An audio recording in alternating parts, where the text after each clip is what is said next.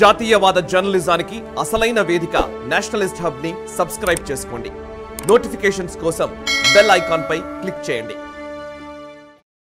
నమస్తే, welcome to Nationalist hub. చదరంగంలో పావు కదిపేటప్పుడు తరువాతి ఎత్తును కూడా ఊహించి కదపాల్సి ఉంటుంది. అదే రాజకీయంలో అయితే రాబోయే 5 ఏళ్లను దృష్టిలో ఉంచుకుని ఎత్తులు వేయాల్సి ఉంటుంది.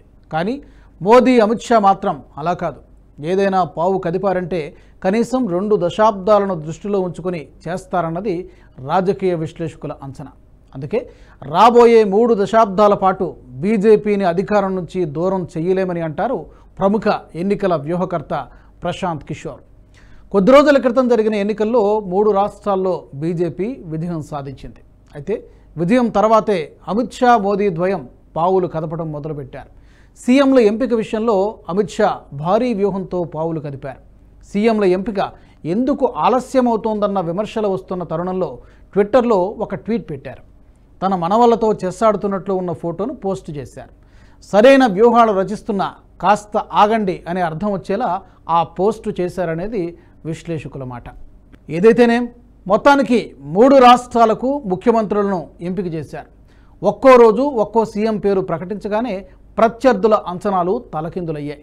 విశ్లేషకులకు కూడా అర్థమైంది ఏంటంటే అమిత్ షా వేసిన ఎత్తు రాబోయే సార్వత్రిక ఎన్నికలకు కాదు, మరో దశాబ్దమున్నర భవిష్యత్తుకు ఎత్తులు వేశారన్నది స్పష్టంగా అర్థమవుతోంది.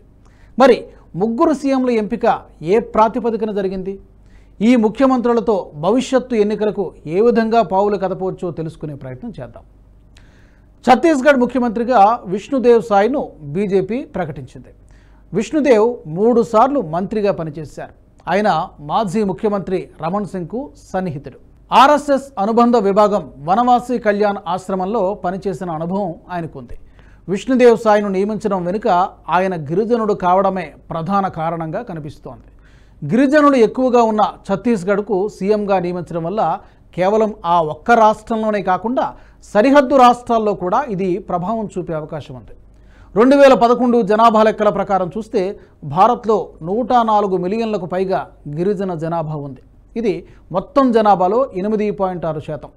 47 షెడ్యూల్డ్ తెగలుగా ఉన్న గిరిజనులు దాదాపు 17 రాష్ట్రాల్లో విస్తరించి ఉన్నారు. ఇందులో ఎక్కువగా హార్ట్ల్యాండ్ స్టేట్స్ అని పిలుచుకునే మధ్య భాగంతో పాటు ఈశాన్య రాష్ట్రాల్లో కూడా ఉన్నారు. ప్రస్తుతం ఉన్న ఎంపీల్లో 27 మంది గిరిజన రిజర్వ్డ్ స్థానాల్లో గెలుపొందిన వారే. అంతేకాకుండా దాదాపు 82 పార్లమెంటు స్థానాల్లో గణనీయమైన ప్రభావం చూపిస్తారు. 2024 సార్వత్రిక ఎన్నికలు సమీపిస్తున్న తరుణంలో పార్టీని కొత్త ప్రాంతాలకు విస్తరించడానికి బీజేపీ విస్తృతంగా కృషి చేస్తోంది.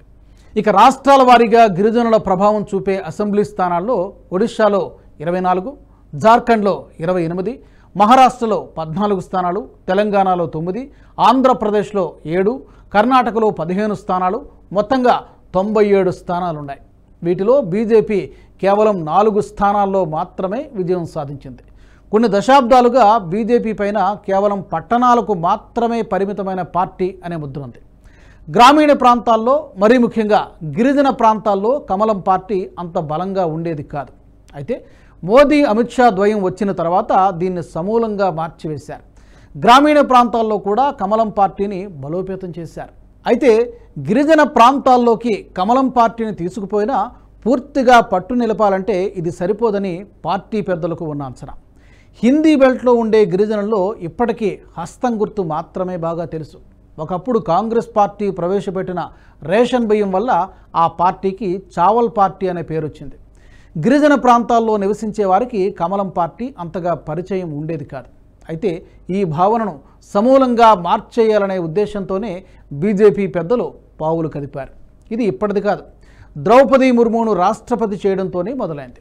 తాజాగా ఛత్తీస్గఢ్ ముఖ్యమంత్రిగా విష్ణుదేవ్ను నియమించడం వల్ల సరిహద్దు రాష్ట్రాల్లో ఒడిశా, జార్ఖండ్ రాష్ట్రాలతో భారీ ప్రభావం చూపడంతో పాటు మధ్యప్రదేశ్, ఉత్తరప్రదేశ్లలో కూడా కొంతమేర ప్రభావం చూపే అవకాశం ఉంది. ఇక మధ్యప్రదేశ్ ముఖ్యమంత్రిగా మోహన్ యాదవ్ను ఎంపిక చేసింది బీజేపీ అధిష్టానం. మధ్యప్రదేశ్లో యాదవ్ కమ్యూనిటీకి 14% బలం ఉంది. అయినా ఓబీసీ కమ్యూనిటీ పరంగా ఇచ్చారనే విషయం ప్రకారం మోహన్ యాదవ్ను నియమించారు. కానీ యాదవ కమ్యూనిటీ సరిహద్దు రాష్ట్రాల్లో యాదవులు ప్రభావవంతమైన సమూహంగా ఉన్న యూపీ, బీహార్లో ఇది భారీగా ప్రభావం చూపనుంది. యూపీలో ముఖ్యంగా యాదవ కమ్యూనిటీపైనే ఆధారపడి రాజకీయాలు జరుగుతాయి. 2015 బీహార్ అసెంబ్లీ ఎన్నికల్లో బీజేపీ 23 మంది యాదవులను పోటీకి నిలబెట్టినప్పటికీ గత దశాబ్దంలో యాదవేతర ఓబీసీలకు ప్రాధాన్యతనిస్తోంది. కానీ యూపీ, బీహార్లో ముఖ్యంగా యాదవ సామాజిక వర్గంపైనే రాజకీయాలు ఆధారపడ్డాయి. ఆర్జేడీ, జేడీయూ పార్టీలు రెండూ కూడా యాదవ్ ముస్లిం కాంబినేషన్ రాజకీయాలను నడిపిస్తున్నాయి. అందుకే యాదవేతర రాజకీయాలను బీజేపీ తీసుకుంది. కానీ ప్రస్తుతం ఆ కమ్యూనిటీని కూడా బీజేపీ చేరదీసే ప్రయత్నం చేస్తోంది. అందుకే మధ్యప్రదేశ్ ముఖ్యమంత్రిగా యాదవుడిని తీసుకున్నారు. తద్వారా ఉత్తరప్రదేశ్ సరిహద్దు ప్రాంతాలైన నిమార్, బుందేల్ఖండ్లో ఇది గణనీయమైన ప్రభావాన్ని చూపిస్తోంది. ఇక రాజస్థాన్లో బ్రాహ్మణ సామాజిక వర్గం నుంచి వచ్చిన భజన్లాల్ శర్మను సీఎంగా ప్రకటించింది అధిష్టానం. రాజస్థాన్కు పంజాబ్, మధ్యప్రదేశ్, హర్యానా, ఉత్తరప్రదేశ్ సరిహద్దు రాష్ట్రాలుగా ఉన్నాయి. అయితే ఇందులో యూపీతో పాటు మధ్యప్రదేశ్, హర్యానా రాష్ట్రాల్లో బ్రాహ్మణులు బలమైన సామాజిక వర్గంగా ఉన్నారు. మాయావతి సీఎంగా ఉన్న సమయంలో దళిత బ్రాహ్మణ కులాలను ఓటు బ్యాంకుగా మార్చారు. ఈ రెండు కులాలు ఒక్కటేనని ఎన్నికల ప్రచారంలో కూడా తెలిపారు. అందుకే ప్రస్తుతం బ్రాహ్మణ కులానికి చెందిన భజన్లాల్ను సీఎంగా నియమించినట్లు రాజకీయ విశ్లేషకులు అంచనా వేస్తున్నారు. మోదీ, అమిత్ షా ద్వయం కేవలం సామాజిక వర్గాల సమీకరణాలకే కాకుండా భవిష్యత్తు ప్రణాళికల్ని కూడా చక్కగా రచించింది. ఇప్పటివరకు 3 పర్యాయాలు కొనసాగిన మధ్యప్రదేశ్ మాజీ ముఖ్యమంత్రి శివరాజ్ సింగ్, రాజస్థాన్ సీఎంగా ఉన్న వసుంధరా రాజేతో పాటు ఛత్తీస్గఢ్ మాజీ ముఖ్యమంత్రి రమణ్ సింగ్లను మెల్లగా తప్పించారు. తద్వారా కొత్త తరానికి బాటలు వేశారు.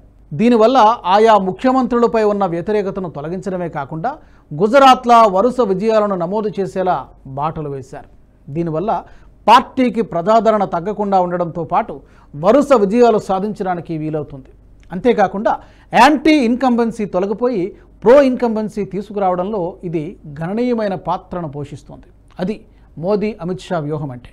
ఈ వీడియో మీకు నచ్చినట్టయితే లైక్ చేయండి, 10 మందికి షేర్ చేయండి. అలాగే కామెంట్ల రూపంలో మీ అభిప్రాయాలను మాతో పంచుకోండి. Nationalist hub group of channels ను సబ్స్క్రైబ్ చేసుకుని తెలుగునాట జాతీయవాద జర్నలిజాన్ని ప్రోత్సహించండి. ఈ వీడియో కింద ఉన్న బెల్ ఐకాన్ పై క్లిక్ చేయడం మర్చిపోవద్దు.